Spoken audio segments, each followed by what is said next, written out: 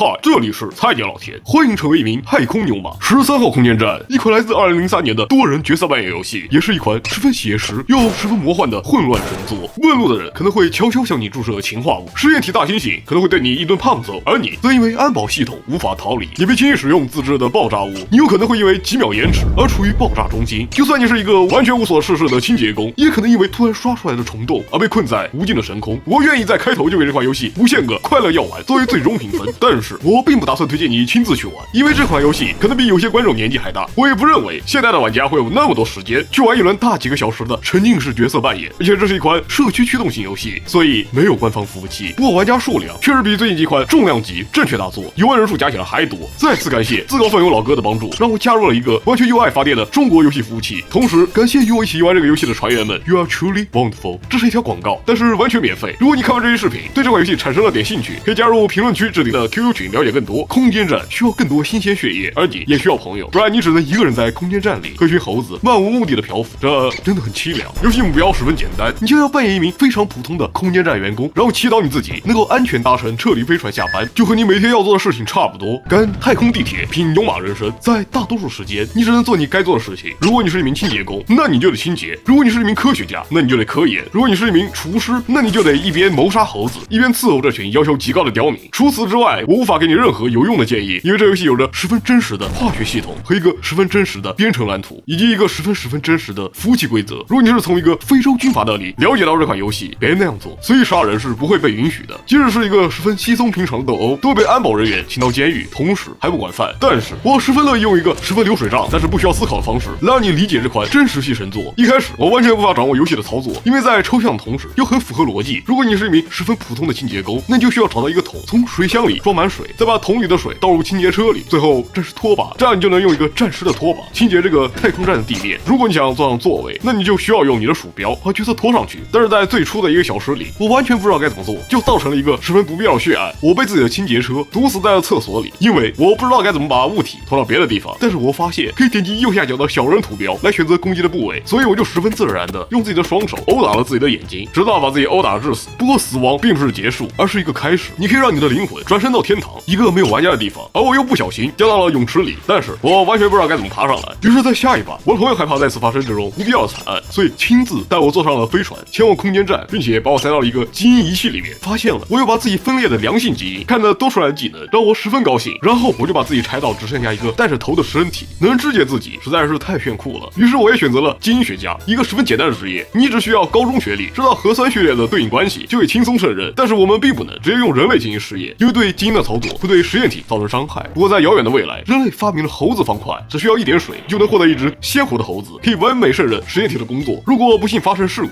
厨师会负责让他们为空间站做出最后的贡献。但是我刚接触这游戏，完全不知道猴子会自己打开基因仪器的门，然后我就被一只变成了人的猴子打进了医院。我可能并不擅长战斗，于是我决定继续基因学家的工作，重复但是有用。你可以发现一堆十分有趣的基因，通过注射器注射到人类身上，比如让自己每句话都加一句中式基因语，让自己每一句话都带脏话，让自己每一句话都变得口吃。如果把这3种基因同时注射到自己的身体里，你每说一句话都会在富有学识的同时又很粗俗，而且会十分的长。当然还有一些十分有用的基因，比如让自己发出荧光，这样就可以不需要手电筒来照明，只不过荧光带有辐射，或者获得变色龙只要站着不动就会隐身的能力。有些船员十分愿意和我互动，并且十分喜欢向我展示一些有趣的操作。一位科学家突然出现，问了我一个有趣且深奥的问题：你想变成电锯人吗？你要做的就是付出一只手臂，把它替换成电锯。这并不是简单的 cosplay， 而是一把十分致命的武器。这个真相我也是在之后才知道，因为这位善良的科学家一个手雷直接炸了我的实验室，并且在我暂时失业的情况下，拿出了一个十分眼熟的传送枪，又带我洗劫军械库。我没有更好的选择，因为我的实验室还在维修中，而且我有一个电锯。于是我和他轻松的进入了军械库，他洗劫里面的所有武器。但是有人报告了安保，舰长破门而入。这位科学家喷出了我期待已久的台词：战斗吧，电锯人。于是我启动了电锯，砍下了舰长的头颅。当然，一把电锯抵抗不了多久，我很快被赶到的安保人员击杀，科学家被捕入狱，舰长被带到医务室里复活。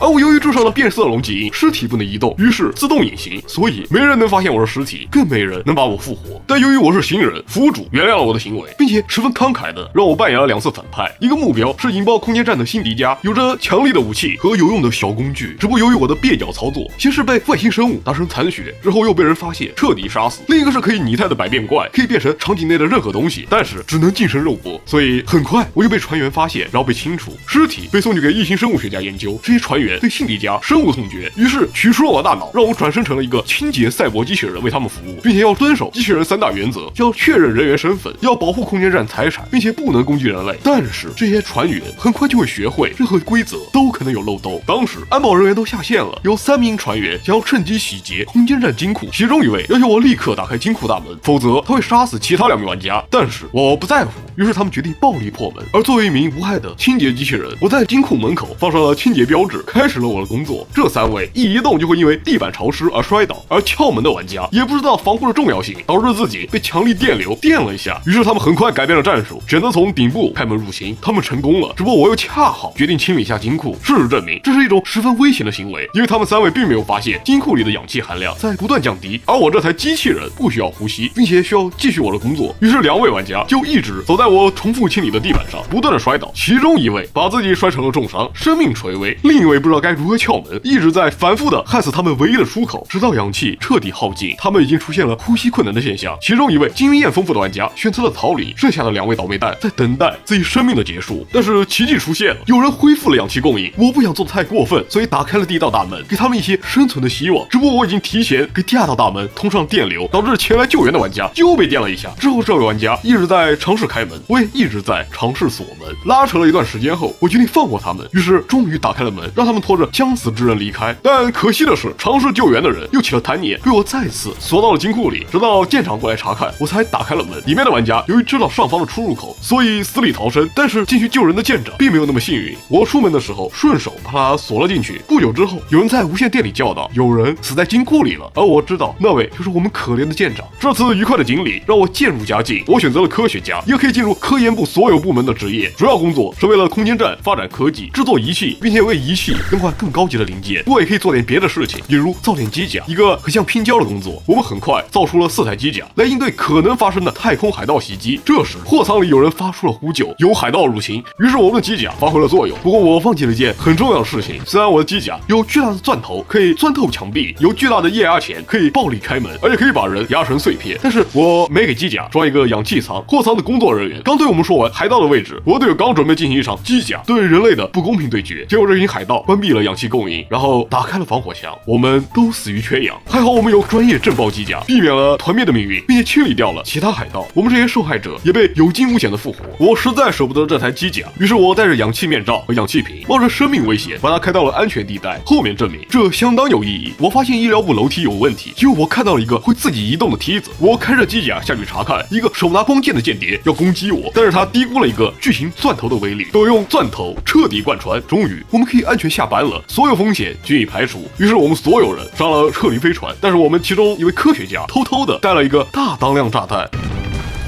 飞船到了撤离点，炸弹也爆炸了。不久之后，我终于成为了反派。这一把，我决定尝试一下矿工，负责在异星表面采集矿物，为空间站提供资源。我绝对不是一名合格的矿工，因为我不小心挖到了会爆炸的矿物，直接把自己炸得生命垂危。但是我的好朋友伊万诺夫把我带回了空间站。之后，我又一不小心放出了一只会瞬移的巨兽。不过我很擅长逃跑，虽然损失了一台机甲，虽然我已经浑身是血，但是我还是成功的逃了回来。此时，伊万诺夫找到了我，把我带到厕所，并且对我施展了催眠术。原来我的好朋友伊万诺夫一直是一个辛迪加，而我现在可以在不违反规则的情况下杀死他给我安排的目标。第一个目标是科研部长。就在我刚拿到伊万诺夫给我的8000块后不久，就在走廊上遇到了他。就在他核对我身份的时候，被我掏出左轮手枪，打成重伤。我把他拖到了一个没人去的维修管道中，砍下了他的头颅，防止他复活。虽然我很小心的清理掉了血迹，但是我忘记了衣服有追踪功能。这时，一位医生发现了他的尸体，而我手里又恰好有把霰弹枪，但可惜子弹打完，伤害也没有致命。他逃了出去，于是我又偷了台机甲，并且熟练的给他装上了钻头。就在我破门而入要杀死第二个目标的时候，一个手拿光剑的人突然出现要攻击我，被我用液压钳压成了碎片。但十分可惜，里面的人员过于繁杂，还有一个安保有远程火力，于是我的机甲很快就被打爆，人也被一群医生用补具和注射器杀死。但我的死亡是值得的，剩下的辛迪加成员成功引爆了核弹，我们胜利了。但与此同时，我突然发现被我夹死的光剑哥是我们的队友，但是他没识别出我，我只是单纯的进行自卫反击，而被我杀死的科研部长其实也是我们的一员。我们的伊万诺夫在没有核实身份的情况下下达了暗杀指令，导致我花了很长时间，结果杀死了2名同伙。不过科学家被暗杀的事例引起了我的重视，于是我之后选择成为了一名化学家，一个为空间站员工提供各种药物的职业，同时也可以把化学成分放入手雷中做成可投掷的武器。出于防卫需要，我很快学会了合成相关的操作，可以简单的将水和钾混合来制造爆炸物，也可以更加专业一点。有一款游戏的科学既严谨又魔幻，你可以在化学反应机里用氨、氧、氮直接合成出笑气，而如果把它们的反应物分开，并且分别加热到574开尔文，再放入手雷中密封好，那你就获得了一颗强力的笑气手雷。但是实验室发生了意外，我忘了去关加热器，结果化学试剂过热发生了泄漏，不过没有出现人员伤亡。作为一名十分专业、刚工作了几小时的化学家，秉着专业的态度，我认真的用水桶和拖把清理了实验室，可惜没有废液缸，也没有排污口，但我发现了一个叫做雾化机的仪器，我以为这个东西能蒸发掉所有的液体，于是我把混合了多种液体的水桶彻底清空，但是我忘了把废液分离，导致这些液体开始在雾化机里发生反应。忽然间，整个医疗部的人都开始莫名其妙的发笑，最后我的笑气手雷在外星球引爆成功，但由于我导致了整个医疗部的人都吸入了笑气，一名医生忍无可忍，用除颤器结束了我的生命，因为我无意间捡了一个小丑喇叭，导致他们认为我是一个小丑，但实际上我是一个穿着小丑服的化学家。我相信你已经看出来了这款游戏的调性，永远是那么的混乱且有反转。当然，你也可以选择哑剧演员、厨师这种服务人员，简单的做着自己的工作，单纯的享受角色扮演的乐趣；又或者是植物学家，培育西瓜，然后换取更多的猴子方块，为空间站提供更多的肉类和实验品。但是不用担心，平静的生活